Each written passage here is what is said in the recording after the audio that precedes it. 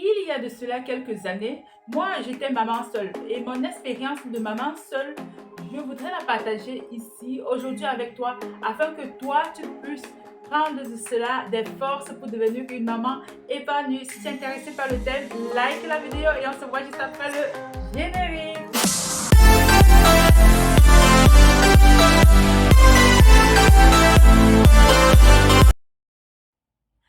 Salut, salut, bonjour, bonsoir de quand tu regardes la vidéo. Je suis vraiment contente de t'avoir sur ma chaîne. Je suis très contente même de savoir que tu passes quelques minutes de ton temps sur cette chaîne. Sur cette chaîne, je parle de relations de couple, je parle de développement personnel. Si ce sont des thèmes qui t'intéressent, abonne-toi pour être informé toutes les fois que je publierai et ainsi tu pourras recevoir de ce que je partage comme connaissance. Aujourd'hui, je viens te parler des mamans seules. Il y a de cela quelques années, moi, j'étais maman seule. Et donc, mon expérience m'a permis d'avoir des connaissances que j'aimerais aujourd'hui partager avec toi afin de te permettre de vivre ta vie de maman seule d'une façon épanouie. Donc, la première chose que j'ai relevée dans ce thème, c'est le fait qu'une maman seule doit être entourée de bonnes personnes. Quand tu es entouré de personnes vraiment qui te donnent la joie de vivre, quand tu affrontes une difficulté, tu sais que tu peux téléphoner tout simplement et juste par le fait de communiquer avec elle, avec lui, ça va t'aider vraiment à retrouver ta joie. C'est une bonne chose. Quand tu es une maman seule aussi, tu as besoin de cet entourage-là parce que parfois, toute seule, tu ne sais pas prendre des décisions, alors tu as besoin de la vie d'une autre personne, du regard d'une autre personne sur la situation que tu traverses pour pouvoir mieux prendre ta décision. Donc, entoure-toi en tant que maman seule, entoure-toi de personnes bonnes et parce que les mamans seules parfois ont tendance à vouloir se renfermer sur elles-mêmes. Elles se disent, personne ne me comprend et même quand j'essaie d'expliquer, personne ne comprend tous les efforts que je dois faire et parfois même tu es entouré plutôt des amis qui ne vivent pas encore la vie de maman. Non, c'est pas un problème. Si ce sont vraiment des amitiés, si c'est vraiment une famille, si c'est vraiment des personnes qui t'ont aimé, ce n'est pas le fait que tu deviennes maman qui fait qu'on ne t'aime plus. Non, au contraire, elle te trouve en général courageuse, forte, parce que tu affrontes ta vie, tu affrontes la vie de maman seule et tu n'abandonnes rien, tu es courageuse, tu fais des choses dont elles ne savent même pas si elles auraient pu être capables de le faire si elles étaient à ta place. Donc, en fait, en général, les gens ont un regard admiratif envers toi. Et donc, profite de cette admiration-là et entoure-toi de personnes vraiment bonnes qui vont pouvoir t'aider sur ton chemin de maman seule. La deuxième chose que j'ai considérée, c'est le fait que les mamans seules, en général, quand elles sont travailleuses, quand elles sont quand on arrive chez toi, on voit ta maison est ordonnée, on voit dans tout ce que tu as à faire, tu es ponctuel à tes rendez-vous, tu es organisé dans ce que tu fais, ton enfant n'est pas mal habillé, ton enfant, même s'il a très peu d'habits, ses habits sont propres, vraiment, ça crée de l'admiration envers les personnes qui te regardent. Ton enfant est bien éduqué, tout ça crée de l'admiration envers les personnes qui te regardent. Et du coup, ça va faire que les hommes vont te regarder parce qu'ils vont dire, waouh, j'aimerais bien mieux connaître cette femme, mieux connaître, j'aimerais la côtoyer vraiment parce elle dégage elle est mystérieuse. J'aimerais connaître ce mystère qu'elle cache. Je dis ça parce que plusieurs mamans seules sont des proies pour les hommes. Elles sont des proies parce que elles se montrent en général très faibles, incapables d'assumer elles-mêmes leur vie de femme, leur vie de mère. Et du coup, les hommes profiteurs vont vouloir venir vers elle et lui dire, j'aimerais qu'on construise une relation ensemble, mais en vérité, c'est profiter de sa faiblesse et après l'abandonner. Alors que si tu es cette maman qui ne montre pas ce désir d'être toujours portée par une personne autre, les hommes viendront vers toi parce que tu es mystérieuse, parce que tu es réalisatrice de grandes choses malgré la charge qui t'incombe. Et l'homme vraiment qui va t'approcher, ça c'est sûr, ce sera pour le mariage. Ce sera pour le mariage. La troisième chose qu'une maman seule doit faire, c'est vraiment avoir plusieurs sources de revenus. Je vous le jure, une maman seule avec une seule source de revenus ne peut pas s'en sortir. En tout cas, ou s'en sortirait avec beaucoup de difficultés. Un avantage qu'on a à être une maman seule, c'est le fait que on a beaucoup de temps. Vous voyez, quand une femme est mariée, le soir, elle doit consacrer du temps non seulement à ses enfants, mais aussi à son mari. Mais quand tu es maman seule, tu as du temps à consacrer uniquement à tes enfants. Ça veut dire que le temps que tu devrais consacrer à ton mari, tu peux le passer donc à créer des sources de revenus. Aujourd'hui, avec l'avènement d'Internet, on n'a plus besoin de se déplacer pour créer la source de revenus. Non, même de chez soi, on peut créer des sources de revenus. Donc, une maman donc doit cultiver cette facilité-là à vouloir vendre quelque chose. Elle peut vendre à travers les réseaux sociaux, à vouloir vendre un talent. Elle peut coiffer si elle sait coiffer. Elle peut donc être en général au service des autres. Et ce qui est bien dans ce style d'activité, c'est que en rencontrant d'autres personnes, qui voient combien tu aimerais réussir dans la vie, elles littéralement se donnent à cœur pour t'aider. Elles sont prêtes, disponibles à mettre de leur pierre pour que ta vie ait un sens.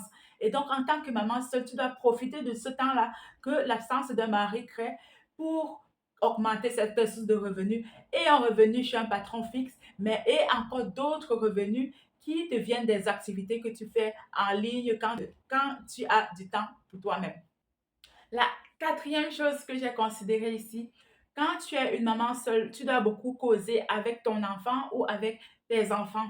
Malheureusement, le fait de lâcher un homme crée souvent parfois dans le cœur de cet homme de la haine envers toi. Le fait de dire à un homme, je peux m'en sortir toute seule, va créer en lui le désir de te voir échouer. Et donc, ce qu'il va s'acharner, parfois 7 ans, ce qu'il s'acharne à faire, c'est de te mettre régulièrement les bâtons dans les roues. Il va s'arranger soit à gaver ton enfant de bonnes choses, c'est-à-dire dès qu'il va passer des mois sans jamais venir voir son enfant, mais dès qu'il a la possibilité, il va acheter des jouets hors de prix à ton enfant, des jouets qui font que l'enfant se demande parfois, mais pourquoi ma mère ne m'a jamais offert de si beaux jouets? Et laisser croire à l'enfant que le père l'aime plus que toi. Et aussi, il va s'arranger à te mettre les bâtons dans des roues. Quand tu essayes de faire une formation, il va te dire non, je ne voudrais pas que mon enfant aille dans les crèches, je voudrais que mon enfant soit gardé par sa mère. Il va continuellement te mettre des bâtons dans les roues. Et si tu n'es pas ce style de mère qui prend la peine de causer avec son enfant, de comprendre les sentiments de l'enfant, de comprendre les émotions de son enfant, tu risques de perdre même aussi l'amour de ton enfant. Parce que l'enfant va revenir avec des plaintes. Pourquoi papa, pourquoi c'est papa qui m'offre ceci? Pourquoi mes copains ont leurs deux parents? Pourquoi? Donc, tellement de pourquoi que ça va créer en lui des frustrations et la haine envers toi. Donc, en tant que maman seule, tu dois continuellement causer avec ton enfant. Comprends que je ne peux pas t'offrir ceci parce que je préfère épargner pour ton avenir. Je préfère que quand tu seras plus grand, que j'ai de l'argent pour financer tes études. Là, tu lui donnes la raison pourquoi tu ne l'achètes pas ce jouet parce que tu ne prépares un bel avenir. Et du coup, l'enfant est plus disponible à accepter les compromis que tu fais. Comprends que je ne peux pas passer ce temps avec toi parce que je dois le passer à faire telle autre chose. Toujours expliquer à ton enfant le pourquoi de tes actions pour lui permettre de limiter les frustrations qu'il peut avoir vu que vous vivez qu'à deux ou vous vivez que vous et les enfants. La cinquième chose que j'ai considérée ici, c'est le fait d'écouter son enfant. Une maman seule, en tout cas toutes les mamans, doivent beaucoup écouter leurs enfants. Parfois, les quelques mots que l'enfant peut nous dire peut être un cri de je n'en peux plus. Et si nous avons l'oreille pour écouter, nous serons capables de sortir l'enfant de sa difficulté. Nous serons capables même d'ouvrir les yeux sur des choses qu'on a toujours négligées.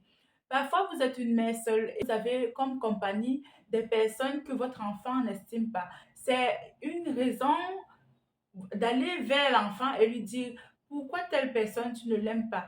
Essayez d'analyser la vision de l'enfant, d'analyser votre vision des choses.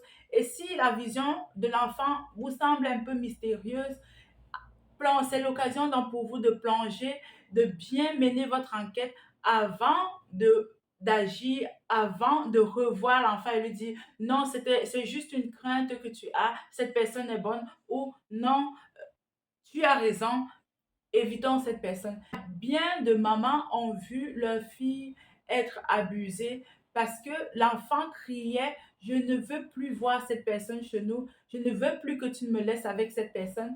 Mais la maman, étant dans la difficulté d'avoir des personnes qui peuvent garder son enfant, se trouvait à continuer ou à dire même à blâmer l'enfant et lui dire reste tranquille, je ne serai pas toujours avec toi, sans pour autant écouter l'enfant, au point où l'enfant s'est trouvé à être abusé. Donc, les mamans seules doivent beaucoup écouter leurs enfants et prendre la peine d'analyser ce que l'enfant dit avant d'agir. La sixième chose que j'ai considérée ici, c'est les relations. Tu ne dois pas habituer tes enfants à voir défiler des hommes et des hommes, surtout si ce sont des filles. Là encore, c'est pire parce que tu leur donnes l'air que je ne vais pas le dire, vous savez de quoi je veux parler. Et du coup, pour eux, dans l'avenir, les relations risquent aussi ne pas être sérieuses parce qu'ils ont vu leur mère défiler avec des hommes et des hommes. Quand tu veux présenter quelqu'un à ton enfant, il faut vraiment que la relation soit sérieuse, que l'enfant comprenne que cette personne qui vient, c'est une personne pour rester et que ce soit un engagement entre la personne et toi vraiment d'aller vers ton enfant ou vers tes enfants et de dire voici votre nouveau papa ou voici mon compagnon pour que à l'avenir les enfants vraiment comprennent que vous étiez une femme digne de ce nom. Le point suivant que j'aimerais partager ici, c'est le fait que les mamans seules doivent prendre connaissance des associations qui aident les parents seuls. Elles doivent vraiment chercher dans leur localité où elles vivent des associations qui peuvent les aider. Par exemple, vous êtes une maman seule et vous avez besoin d'une personne pour garder votre enfant juste le temps que vous allez faire votre entretien d'embauche. Vous devez prendre connaissance des associations qui font de telles activités. Vous devez prendre connaissance des associations qui aident les personnes avec un seul revenu. Vous voyez, vous devez vraiment rencontrer une assistante sociale qui vous donne une vue globale sur toutes les aides que vous pouvez avoir, que ce soit des aides financières, des aides de personnes, des associations qui aident physiquement. Donc, vous devez vraiment vous entourer de toutes ces panoplies d'aides-là qui peuvent être utiles pour vous lorsque vous en auriez besoin. Parce que vivre la vie de maman seule, vraiment toute seule, c'est beaucoup lourd. Ça pèse sur vous et parfois va détruire votre humeur et va détruire la qualité de vie dans votre maison. Si vous voulez être une maman seule épanouie, il faut être ouverte. Ne vous sentez pas jugée. La société juge tout le monde. La société juge tout le monde, les bons, les méchants, ceux qui font bien, ceux qui font mal. Donc, ne croyez pas que c'est parce que vous êtes maman seule que vous allez vous enfermer et échapper au jugement de la société. Non, au contraire, ouvrez-vous et profitez de la vie que la vie peut vous donner. Profitez des personnes que la vie peut vous donner. Profitez des personnes merveilleuses qui existent et laissez tomber celles qui vont passer le temps à vouloir vous juger. Je suis très contente d'avoir fait cette vidéo. J'espère que ce contenu vraiment va pouvoir t'aider, va pouvoir te faire prendre conscience de ta valeur de maman seule. Je te l'ai dit, tu es une guerrière, tu es une battante et je sais que tu peux réussir dans tout ce que tu entreprends.